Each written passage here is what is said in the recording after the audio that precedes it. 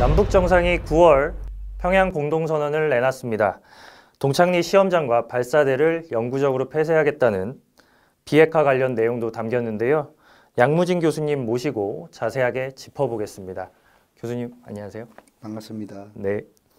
동창리 시험장과 발사대를 영구적으로 폐쇄하기로 했다. 이 부분 전문가들의 창간 아래라는 조건이 붙었습니다. 어떻게 보시는지요? 우리는 흔히 핵무기라고 한다면은 미래핵, 그리고 현재핵, 그리고 과거핵 세 가지로 나눌 수 있습니다. 일례로 풍계리 핵실험장, 동창리 미사일 엔진 실험장, 이 두 곳은 미래핵의 상징적인 이 수단 또 그리고 시설들이다 이렇게 이해를 하면 됐고, 현재 핵은 지금 현재 가동하고 있는 영변 핵단지 이것이 있고, 또 산음동, 평양 인근의 산음동에 미사일 생산 공장이 있습니다. 지금 이제 가동이 되고 있다 이렇게 알려지고 있죠. 그렇다면 이런 두 곳은 일종의 현재 핵이다. 그리고 과거 핵은 이미 만들어진 핵무기, 탄도미사일 이게 되겠죠. 이런 차원에서 이 북한이 선제적으로 미래핵의 핵심인 풍계리와 이 동창리에 대해서 해체 폭파, 이것은 엄청난 이 의미 있는 조치다 봐야 되겠죠. 그럼에도 불구하고 이 미국을 비롯한 국제사회에서 검증과 관련해서 아니 이 풍계리 핵실험장은 전문가들, 언론인들 다 초청해가지고 다 보는 상태에서 하기로 했는데 갑자기 전문가들은 쑥 빠져버리고 언론인만 갔단 말입니다. 또 언론인도 간 것도 그렇게 검증, 확실하게 이런 데모 영상을 또 찾지 못했다. 그 다음에 지금 이제 동창리 미사일 엔진 실험장, 또 그리고 거기는 뭐냐면 인공위성 또 쏠 수 있도록 아주 대규모의 미사일 발사대가 있단 말이에요. 이런 부분에 있어서 이미 상당 부분은 이 해체한 그런 징후들이 이미 미국의 인공위성 38로서를 통해 알려졌죠. 그러나 이 국제사회 전문가들이 이것은 쇼일 수 있다. 이제 이런 여론의 목소리가 상당히 크다 보니까 우리 문재인 대통령뿐만 아니고 김정은 위원장도 좀 부담이 생기겠죠. 그래서 이번 평양 정상회담에서 합의 문구에 유관국가 전문가 뭐 이런 것을 그 초청 사항에서 이런 그 동창리 엔진 시험장 또 그리고 미사일 발사대 영구히 폐기하겠다 이렇게 했죠.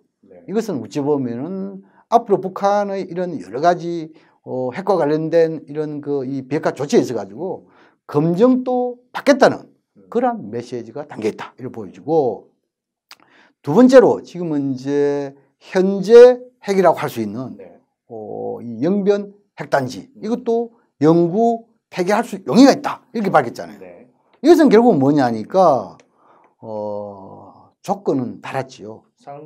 미국이 상응 조치를 한다면 조건을 달았는데 아마 미국의 상응 조치, 북한이 요구하는 상응 조치 아니겠어요? 그렇다면은 우리가 쉽게 종전선언과 같은 이런 부분 안 했을 수 있고, 또 하나는 그 이 미국의 대북 제재 완화 뭐 이런 부분이 상응 조치에 들어가지 않겠어요? 그래서 지금의 상황을 봤을 때는 김정은 위원장의 입장에서는 적어도 이 6.12 이 공동선언에 합의한 종전선언에 대해서 호응을 한다 하면은 곧장 영변 핵단지 영구 폐기했다.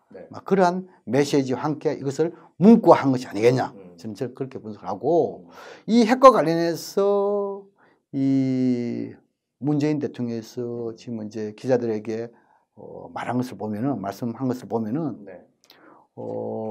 비핵화와 관련된 방식에 대해서 합의했다 이렇게 지금 언급하고 있단 말입니다. 그럼 그런 언급에 대해서는 이번 평양선언에 담겨 있지 않아요. 그것은 아마 이 조만간 다시 말해서 이 9월 하순에 네. 문재인 대통령과 트럼프 대통령이 만남에서 직접 전달하지 않을까 생각하고 오히려 그 속에 그 내용 속에 상당 부분 우리가 기대 이상의 내용이 담겨 있을 것이다.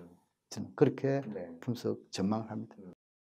그러니까 지금 들어보면, 그러니까 사실상 제가 이제 여쭤볼 부분에 대해서 많이 말씀을 해주셨는데, 그러니까 첫 번째 이제 동창리 시험장과 발사대를 영구적으로 폐쇄한다. 여기도 조건이 붙었던 거고 전문가의 참관.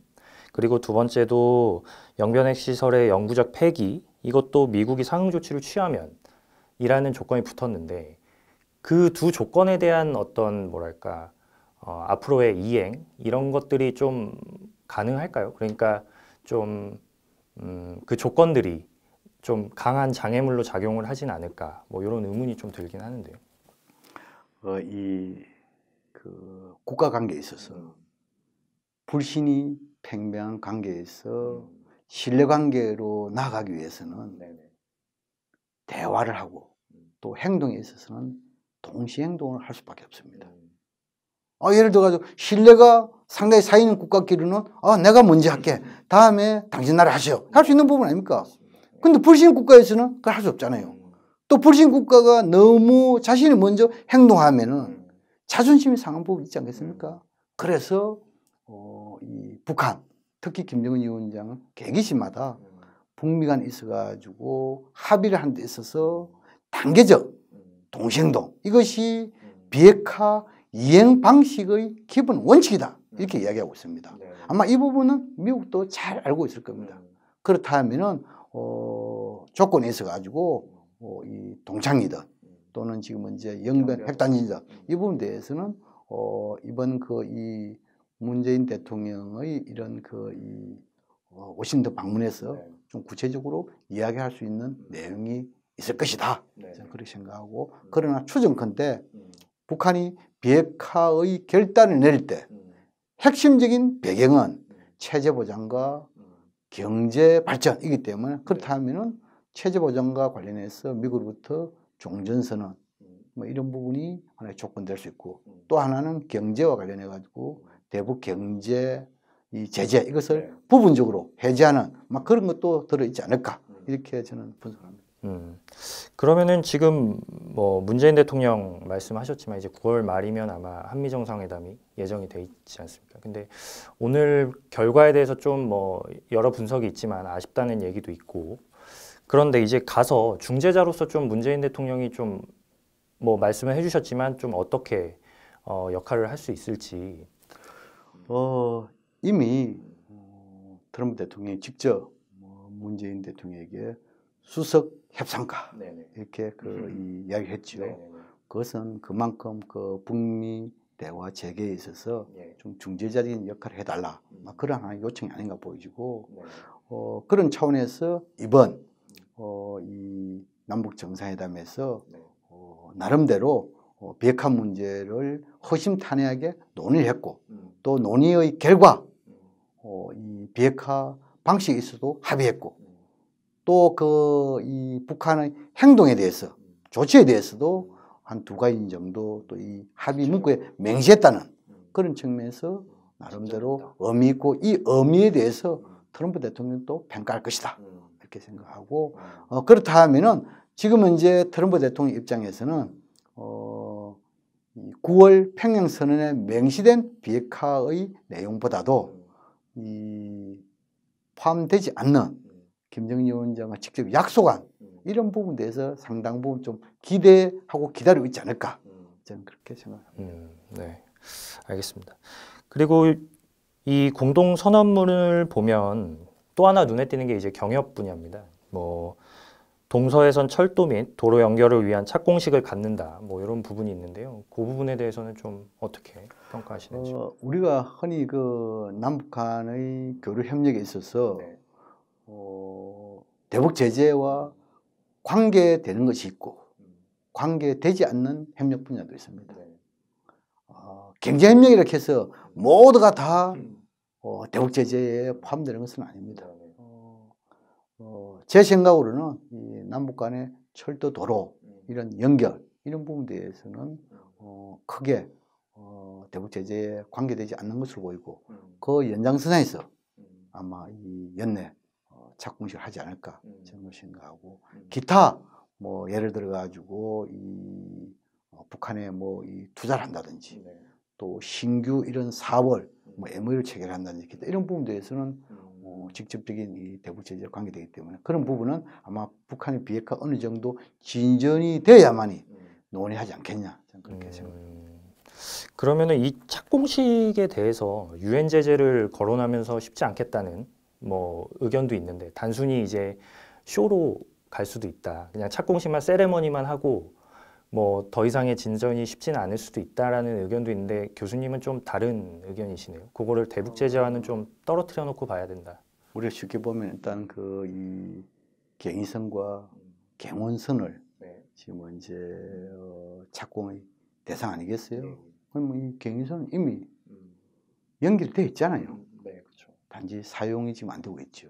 그럼 경원선 이 부분에 대해서는 우리가 북한에게 이런 SOC 시설해 줘야 될 사항이 많이 없습니다. 최근에 북한은 이미 그 원산을 중심으로 해가지고 새로운 철로 개보선을 했잖아요. 우리가 아직까지 안 돼 있단 말입니다.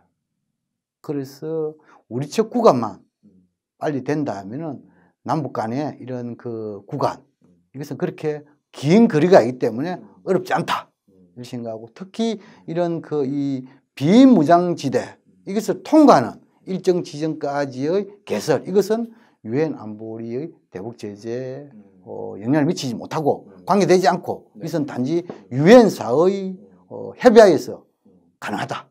저는 그래서 아마 그런 것을 다 감안해서 문재인 대통령이 연내 철도도로 착고 시한다 이렇게 합의를 한 것으로 저는 그렇게 이해합니다. 그러면은 뭐 자연스럽게 궁금해지는 부분은 이산가족 상봉이라던가 금강산 정상화라던가 이런 것들은 어떻게 보시나요? 그거는 또 별개로 보시는지 아니면 사실상 개성공단 금강산 관광사업은 유엔 안보리의 대북 제재와 관계가 없습니다. 유엔 안보리의 대북 제재가 시행되기 전에 남북 간의 협력 사업입니다. 충분히 해나갈 수 있는 부분. 그럼에도 불구하고 네. 이 유엔 안보리의 대북 제재가 워낙 강력하고 촘촘히 되기 때문에 한 두 가지만 예를 들자면은 북한의 현금으로 들어간 임금도 현금이지 않습니까? 네, 맞습니다. 그럼 임금 이것이 어디에 사용하는가에 대해서 확실하면은 예외 조항이 들어갔지만 그러나 그것을 파악하는 시간도 많이 걸리고 그 파악도 쉽지 않단 말입니다. 그 다음에 지금은 이제 금강산 외형적으로는 박왕자 씨의 표기 사건에 대한 나름대로 북한이 사과하고 진상규명하고 재발 방지하면 끝날 줄 모르겠지만 이 또한 돈이 들어가는 부분이 있단 말입니다. 예를 들어 가지고 우리가 관광 대가를 준다 하면 현금이 되지 않겠습니까? 그럼 이 현금이 북측에서 어디로 가는지 모르잖아요. 다시 말해서 유엔 안보리의 대북 제재가 워낙 촘촘하기 때문에 코에 걸리면 코걸이, 귀에 들면 귀걸이에요. 그래서 이런 것을 모두 감안해 가지고 그러나 이 유엔 안보리의 대북 제재를 하더라도 그 정신이 대화를 통해서 문제를 해라. 뭐 이러한 것이 있기 때문에 어느 정도 북한의 비핵화가 진전이 된다면 자연스럽게 개성공단, 금강산 정상화에 대한 남북 간의 이런 발걸음이 좀 빨라질 것이다. 그렇게 생각합니다. 사실 이제 뭐 비핵화라든지 뭐 경협이라든지 이런 거는 일반 국민분들이 보실 때 약간 어려울 수도 있고 근데 이제 그 선언문을 봤을 때 가장 직관적으로 눈에 들어오는 부분은 이제 김정은 국무위원장이 서울에 온다 요거거든요. 좀 이 부분에 대해서는 사실 뭐 이제 뭐 경호 부분이라든지 뭐 여러 가지 문제가 있을 수 있어서 뭐 놀랍기는 하나 그 부분이 어떻게 세심하게 준비가 될지 걱정하는 의견들도 많거든요. 좀 교수님은 어떻게 보시는지요? 이미 2000년 그 제1차 남북 정상회담 할 때 김정일 국방위원장이 적절한 시기 서울 방문한다 했는데 결국 이루어지지 못하고 네. 세상을 떠났죠. 아마 북한 입장에서 이 서울 방문에 대해서는 최고 지도자의 신변 안자 또 그리고 서울의 몇몇 보수적인 분들의 이런 그 이 존엄에 대한 비판 이런 것이 상당히 좀 우려되는 대목이었죠. 예. 그러나 김정은 위원장이 비핵화의 결단을 내리면서 이 정상국가의 정상적인 지도자상 이것을 상당히 부각하는 네. 그런 하나의 목표도 있단 말입니다. 그런 것을 볼 때 서울도 가지 못하면서 국제사회에 나아간다. 네. 이것은 상당히 뭡니까? 자기 모순이 될 수 있단 말입니다. 네. 그래서 서울에서 좀 비판이 있더라도 이 문재인 대통령을 믿고 이렇게 가자. 그런 차원에서 서울 방문을 합의했다 이렇게 보여지고 그러나 뭐 김정은 위원장은 그 전에 이 중국 갔고 네. 또 이 싱가포르도 갔고 그렇다면 이번에 서울 온다 하면 다음은 워싱턴을 예고하는 것이 아닌가 이렇게 볼 수 있기 때문에 저는 나름대로 네. 김정은 위원장이 서울 이렇게 방문하겠다는 것은 쉬운 결정은 아니었지만 나름대로 전략적 목표를 가지고 있었을 거다. 저는 그렇게 생각합니다. 결국 교수님의 말씀은 이제 정상적인 국가로 인정받는 그런 대외적인 이미지를 구축하는 데 있어서 서울로 오는 그 하나의 단계는 굉장히 효과가 있을 것이다. 그렇죠. 예를 들어가지고 좀 소란스럽겠지요. 그렇겠죠. 안 봐도. 좀 뭐랄까 우리 다양한 목소리 있고 특히 북한에 대한 불신 이렇게 네. 그 많이 가진 분들이 많잖아요. 그런 상황을 볼 때 아마 조금 소란이 있지만 그러나 문재인 대통령에 대한 믿음 또 그리고 앞으로 워싱턴을 가기 위한 징검다리 또 정상국가의 정상적인 지도 사상을 좀 더 확산시키는 네. 그런 여러 가지 목적 속에서 아마 서울 방문 결단을 내렸다. 저는 그렇게 분석합니다. 지금 뭐 이렇게 합의문에 대해서 쭉 얘기했는데 혹시 교수님께서 주목하셨거나 좀 이 부분은 뭐 좀 놀라웠다라던가 좀 말씀해 주시 못한 부분이 있으면 좀 말씀 부탁드립니다. 이 군사 부분 관련해 가지고 좀 말씀드리면 이 한반도의 평화, 네. 전쟁이 없는 이것을 만들려면은 이게 만들어지면은 우리의 이 국민들의 안전한 생활, 네. 또 우리는 그 대외 이 무역 의존도가 상당히 높지 않습니까? 예. 그렇다면 이 한반도가 불안하면은 누가 우리 쪽에 투자하겠습니까? 네. 그런 거 다 감안해 가지고 지금 이제 이번에 이 전쟁이 없는 이 한반도 이것을 만들기 위해 가지고 이 군사 공동위를 설치했다. 이것은 상당히 중요한 대목입니다. 우리가 크게 안보 분야에 있어 가지고 남북 군사 공동위원회 또 그리고 경제 사회 문화 교류 분야에 있어 가지고 공동 연락 사무소 이것을 두 축을 해 가지고 이것을 이끄는 또 남북 정상회담의 정례와 그렇다면 명실상부하게 한반도는 대화, 교류, 또 교류도 경제와 안보 교류의 균형 그런 차원에서 한반도의 평화, 번영, 통일, 평화 통일 그렇게 먼 훗날은 알 것이다 이거 보여주고 있고 그 다음에 또 하나는 뭐냐 하면은 지금 현재 군사 공동위와 함께 이 이산가족 이런 부분도 상당히 중요한 부분이거든요. 지금 이제 이산가족 상봉을 기다리고 있는 이 분들이 약 한 5만 7천여 명 되잖아요. 현 단계 연간 100명씩 상봉한다 하면 570년이 걸립니다. 그렇죠. 이것은 이 산자 우리들의 몫입니다.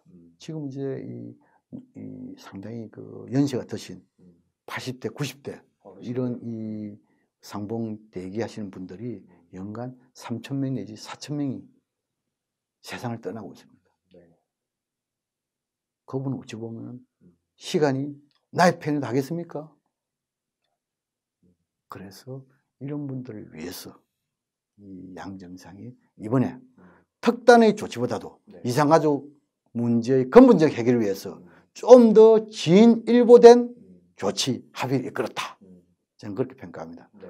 그와 관련해 가지고 이 화상상봉이라든지 영상 편지 네. 교환 사업이라든지 이것을 우선적으로 실시하겠다는 거. 네. 또 그리고 금강산 이산가족 면허소 이것을 상시 면허소를 만들겠다는 그런 취지 이런 부분에 대해서는 우리가 아주 높게 평가해야 된다. 네.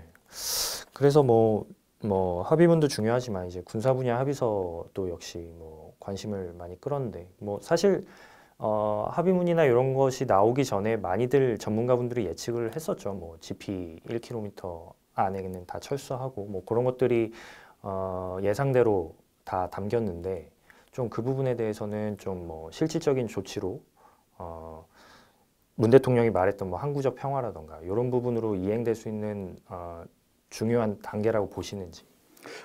그렇습니다. 이미 이 4.27 판문점 선언 이후에 남북 장성거 회담 또 그리고 군사 실무 회담을 통해 가지고 좀 뭐랄까 구체적인 이행 대상 이런 부분에 대해서는 접점 찾는 부분 많이 있죠. 그렇죠. 이번엔 정상회에 만나가지고 실무자 간의 접점 찾는 부분에 대해서 거의 뭡니까 구체화, 맹시화했다는 의미가 있겠죠. 특히나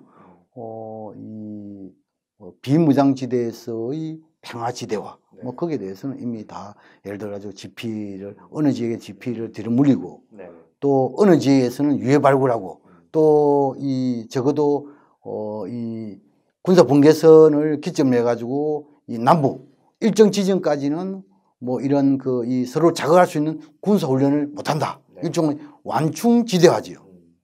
이런 것이 합의됐잖아요.